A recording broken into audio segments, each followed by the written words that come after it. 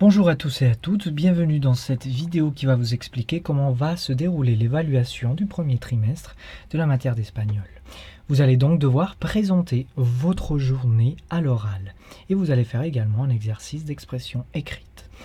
Donc l'évaluation va être divisée en deux parties.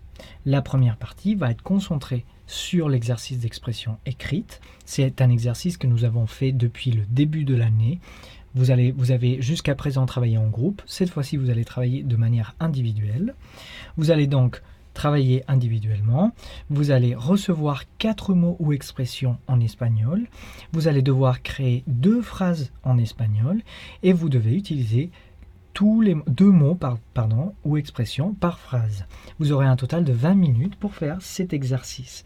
Attention, une phrase de moins de 6 mots en espagnol est considérée comme une phrase non complexe et donc comme une phrase qui sera notée en conséquence. Trop simple. La deuxième partie de l'exercice va être donc concentrée sur l'expression orale. Vous devez donc présenter votre journée et ça reprend les mêmes exercices que nous avons fait depuis plusieurs séances en cours. Vous allez donc devoir encore une fois travailler de manière individuelle, vous allez passer devant tout le monde et vous allez devoir parler pendant au moins 30 secondes. Vous devez présenter la journée en utilisant le vocabulaire vu en cours et vous allez devoir présenter au moins 2 parties de votre journée. Tout d'abord les activités qui se font à la maison avant de sortir à l'école. Par exemple, se réveiller, se lever, se doucher, se brosser les dents, s'habiller, etc. Et puis, toutes les activités qui se font à l'école, pendant les cours et pendant les temps de pause.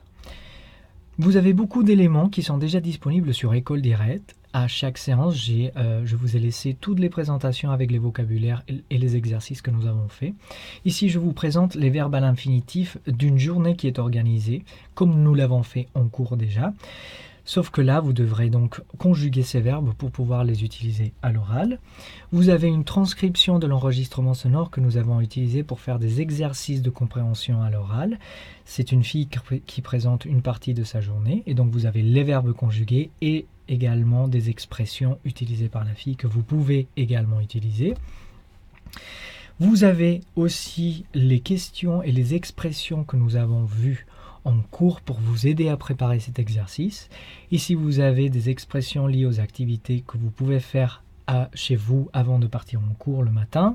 Vous avez des expressions que vous pouvez utiliser pour parler des activités que vous faites pendant les cours et également des expressions qui vous permettent de décrire des activités que vous faites pendant les heures de pause pendant l'école. Comment va être évaluée donc les 2 parties? Donc l'expression écrite, vous allez devoir être capable de faire des phrases complexes de plus de 6 mots. Vous devez utiliser tous les mots et les expressions et les conjuguer correctement si vous avez des verbes. Vous devez éviter les erreurs corrigées en cours, c'est-à-dire toutes les erreurs qui ont été corrigées et qui sont partagées sur École Directe, vous devez les éviter, sinon ils vont être tenus en compte. Et vous devez finalement éviter les erreurs d'orthographe et de grammaire en espagnol, que nous avons également corrigées plusieurs fois en cours. Puis, comment va être évaluée l'expression orale? Je vous présente la grille d'évaluation qui a 2 colonnes. La première colonne, la note A, s'appelle s'exprimer en continu.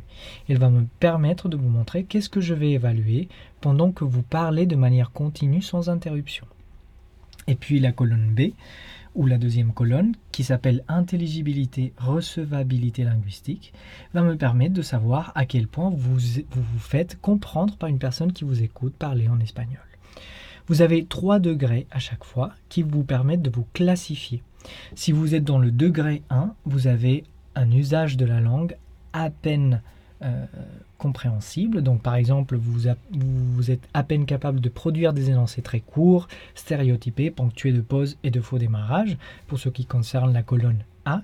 Et pour la colonne B, vous êtes à peine capable de vous exprimer dans une langue qui est partiellement compréhensible.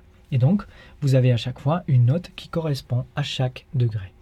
Si vous préparez l'exercice, vous allez être capable d'être au degré numéro 3, c'est-à-dire pour la première colonne, produire un discours assez nuancé, tirant parti de la richesse de la notion présentée, et pour la deuxième colonne, s'exprimer dans une langue globalement correcte. L'exercice écrit sera noté sur 20, coefficient 2, et l'exercice oral sera noté sur 20, coefficient 2.